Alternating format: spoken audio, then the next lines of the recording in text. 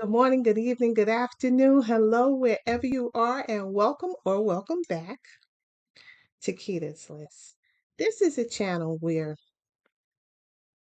as a companion to kitaslist.com, we talk about anything that affects Black people's money because the point of kitaslist.com is to bring our community together.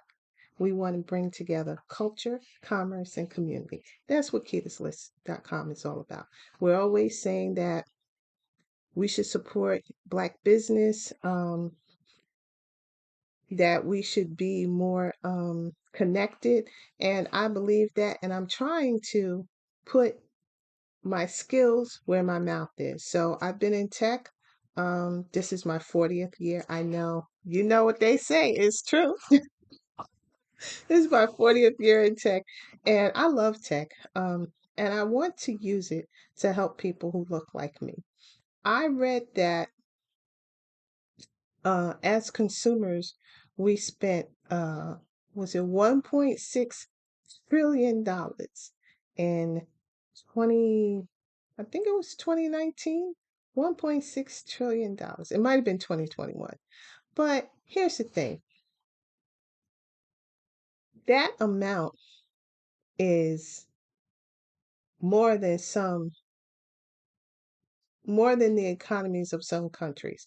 That amount, if we were a country, that amount would put us in the top 15 economies of the world. So that means we are a whole country out here monetarily. And if we were to take that money and turn it towards our community, how powerful would that be? I think that this is not just about supporting Black traditional Black businesses or traditional Black owned businesses. This is about supporting every segment of the economy that Black people are involved in.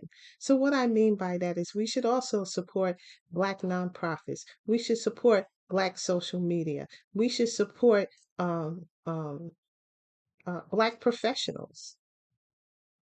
We should hire Black.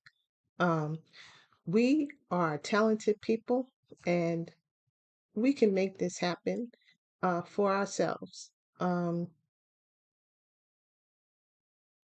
I think the answer from the larger economy has been no. And I think that because, and this is particular to the United States, but I think it plays out across the world. I think that just, the US is becoming a browner country. But I don't think that's going to help us much because you know why? Discrimination exists outside of just Europe. Okay. Latin countries have racist issues. Uh, uh, AAPI countries and Asian countries have colorism. So it's always going to be an issue. It could become less of an issue, but it's not going to evaporate. And so we need to lean in and help ourselves by promoting ourselves. So, what I'm trying to do is change the way you shop.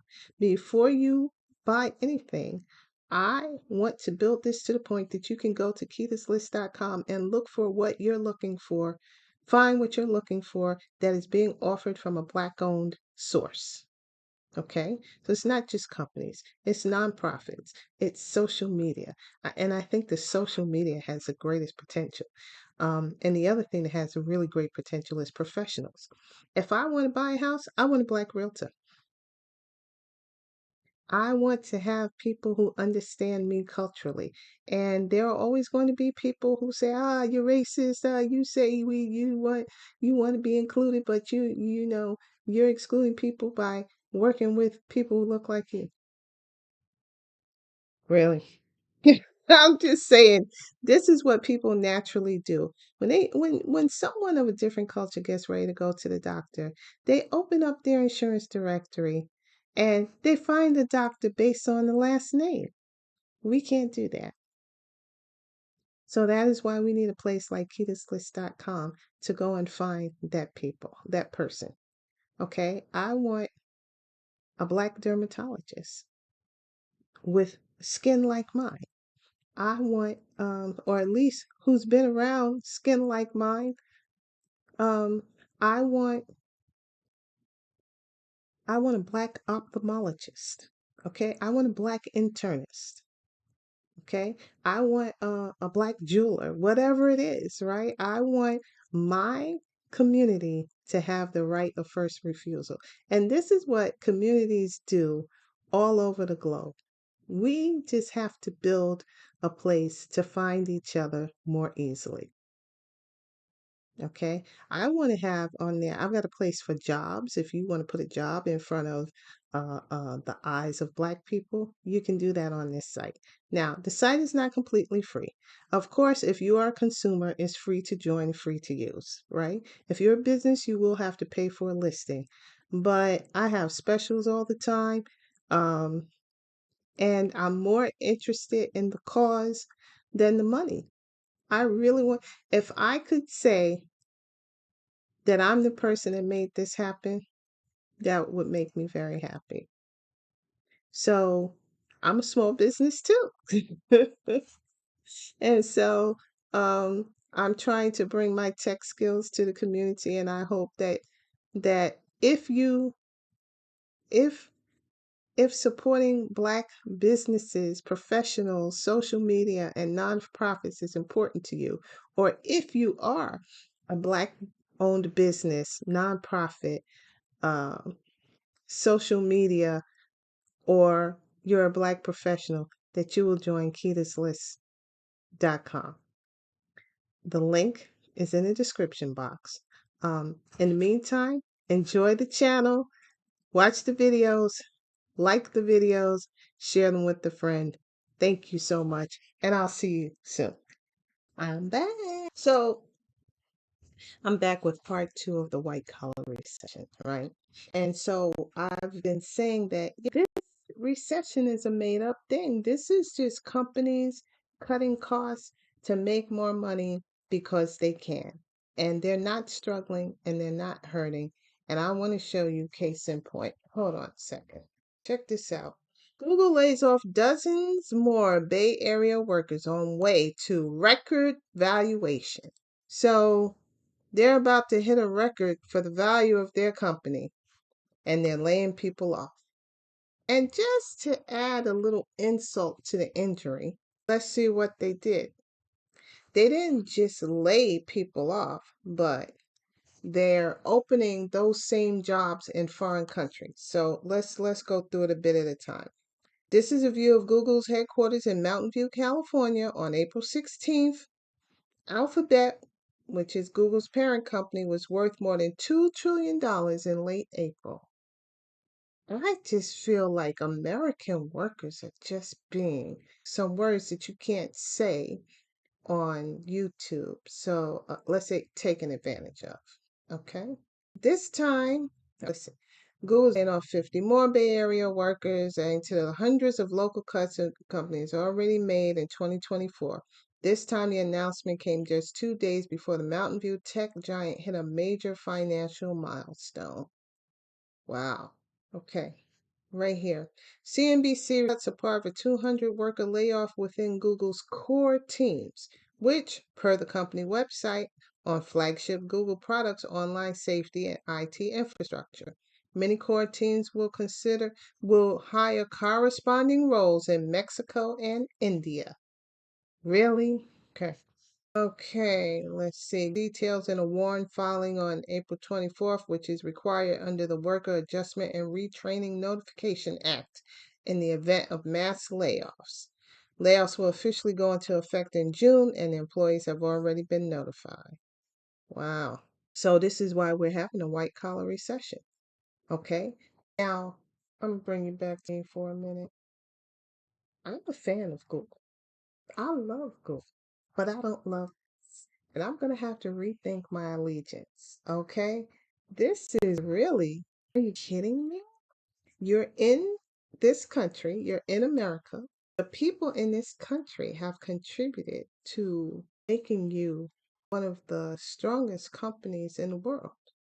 And this is how you repay us. Really? Okay. Let's go back to the article.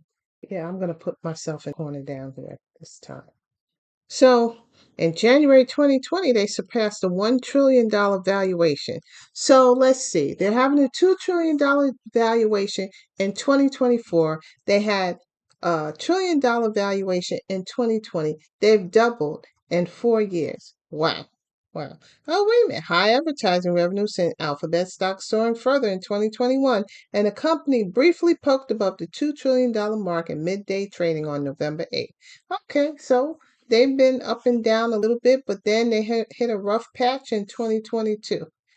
So they're saying that they are responsibly investing their company's biggest priorities and the significant opportunities ahead and reducing bureaucracy and layers. No, you're just shifting jobs from America to other places in the world because the workers are cheaper.